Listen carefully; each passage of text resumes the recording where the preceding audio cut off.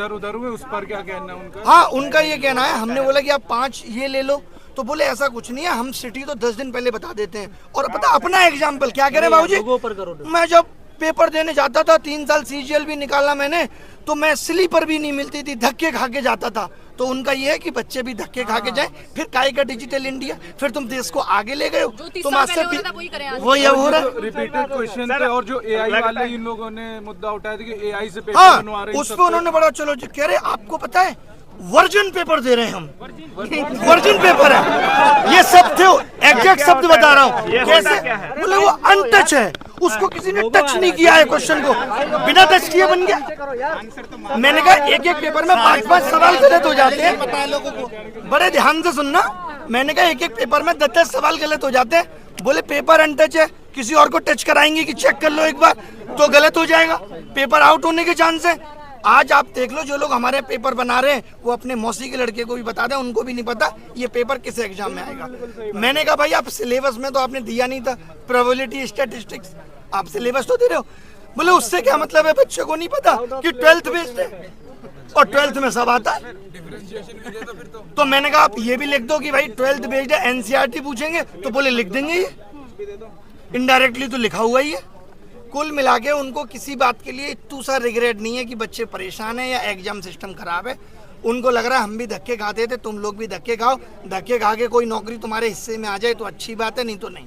किसी भी बात के लिए उनको कोई रिग्रेट या परेशानी इस बात से नहीं है, वो मजे में है पूरे। और सर आप पूरे देश के शिक्षकों को आंदोलन करने के लिए बुलाए थे, अब मिलने के लिए डीओपीटी से बुलाए थे सर। हमको लगता है कि देश के तमाम शिक्षक आए हैं, सारे शिक्षक लगभग आए हैं और इतनी संख्या शिक्षकों की थी। आज जो पूरा क्रम हुआ, जैसे प्रशासन का जो आप लोगों से बिहेवियर रहा, आप एसएससी चेयरमैन से भी मिलकर आ रहे हैं, आपको क्या लगता है जो ये पूरा हुआ? आज सुबह डीओपीटी वालों ने भी बोल दिया था कि मिलेंगे, हाँ। फोन पे बात हो रही थी, बाकायदा नंबर आ रहे थे, ऐसे लग रहा था कितने सम्मान से बुलाया जा रहा है। तो आप सुबह से देख रहे हैं हर चीजों को सर, और पहले से भी लगे हुए हैं। कितना उम्मीद है कि आपके इस रिफॉर्म वाले आंदोलन से, इस मीटिंग से कुछ प्रभाव पड़ेगा या कुछ अंतर देखने को मिलेगा, कुछ सुधार होगा? लेके आए, जितना ज्यादा से ज्यादा बच्चा यहाँ आके बैठेगा तो इस सिस्टम को ठीक करके ही जाएंगे, क्योंकि इतनी कमियां है ना। जैसे हमने बोला माउस और कीबोर्ड, हाँ ये मानते हैं थोड़ा माउस दिक्कत कर रहा है हर जगह माउस। हमने बोला एक बच्चा पीटा गया, बोले अच्छा बच्चा पीटा गया है, वीडियो कहाँ है दिखाइए, लिंक दे दिया कि भाई ये वीडियो है। उनको ये भी नहीं पता, वैसे उनको एक एक बात पता है, उनको हमारी वीडियो के एक एक शब्द पता है कि हम क्या बोलते हैं। उनको ये नहीं पता कि एक बच्चा पीटा गया है, बच्चों के साथ अभद्र व्यवहार हो रहा है। हमने कहा इन्विजिलेटर आप ऐसे ही रख ले रहे हो, बोले फिर कैसे रखें, चेक करने जाएं कि इन्विजिलेटर क्या करता था पहले, नहीं करता था। तो कुल मिला के सारे जवाब उलूल जुलूल थे और मीटिंग बहुत ही बर्बाद हुई।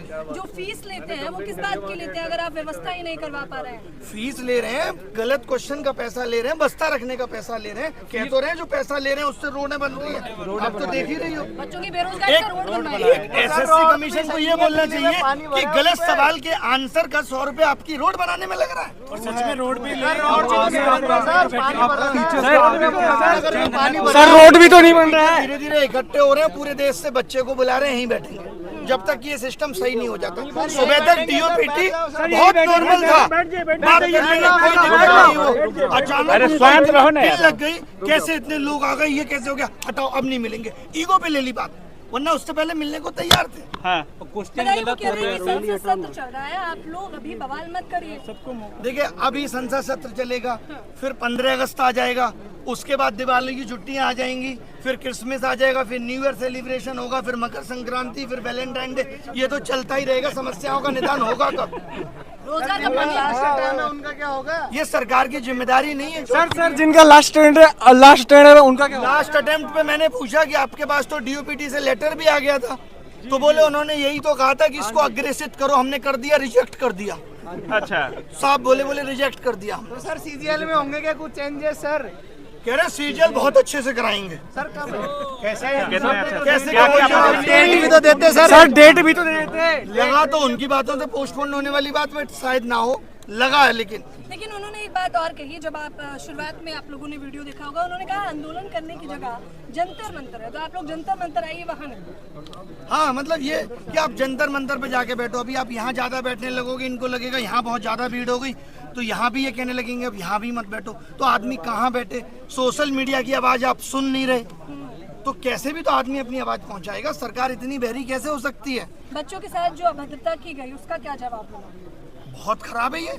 लोग, बच्चे छोड़िए, आप टीचर्स पे लाठी चार्ज, उनको गलत तरीके से जबरदस्ती बस में बिठा के ले जाना, ये कितना गलत है। और वहाँ पे क्या कर दिया था, टीचर ये कह रहे थे कि भाई 4 लोग हम में से डीओपीटी मिनिस्टर से मिलना चाहते हैं, लेकिन उनका ईगो आज इतना बड़ा है कि वो किसी से नहीं मिल सकते। बात भी नहीं सुनेंगे बच्चे। मैं आप सबको कैमरे के माध्यम से बताना चाहता हूं कि ये 1 साल की भर्तियां 3 लाख करोड़ का घोटाला है, और वक्त आने पर इन सबके प्रूफ दूंगा। 3 लाख 3 लाख करोड़ के घोटाले। आप क्या अपनी नौकरी से 50,000 रुपए की उम्मीद कर रहे हैं, जहाँ इतने बड़े बड़े स्कैम चल रहे हैं?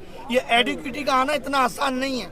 अच्छा, वो लोग शिक्षक का काम भी बता रहे हैं, वो कह रहे हैं आपका काम तो शिक्षा देना है, आप लोग आंदोलनकारी बन गए हैं। और जो बिना पढ़े लिखे नेता है वो शिक्षा पे पॉलिसी बना रहे हैं। ABCD नहीं आती बाबूजी को, राजस्थान के शिक्षा मंत्री बन के बैठे हैं। हम इनको शिक्षा पॉलिसी बनाने दें, एजुकेशन पॉलिसी बनाने को इनको दे दें, और शिक्षक बता नहीं सकता कि आपके सिस्टम में खामियां क्या है।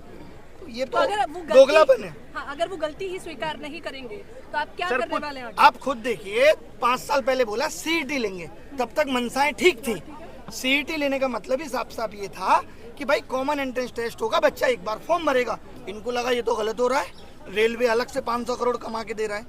आपको पता होगा, रेलवे में 500 रुपए फीस ले लेते हैं और कहते हैं 400 वापस करेंगे। कब वापस करेंगे ये नहीं पता है। 1 करोड़ लोगों की 400 रुपए फीस रख कर बैठे हैं। गलत सवाल पूछने पे 100 रुपए इसलिए लिए जाते हैं कि आप किसी सही सवाल को गलत ना बताएं, लेकिन अगर वो सवाल गलत ही है तो इनको 100 रुपए वो वापस करना चाहिए। एक बच्चे से 2,500 रुपए वसूल रहे हैं, तो इन्होंने कमाने का जरिया बना लिया।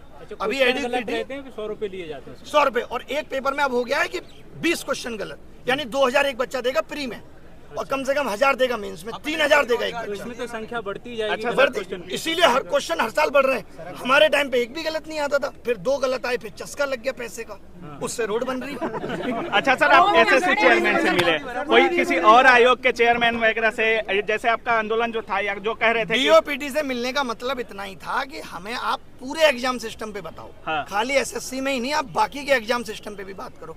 कुल मिला के बात यह है कि सरकार या उनके आयोग इस वक्त विफल हो रहे हैं, क्योंकि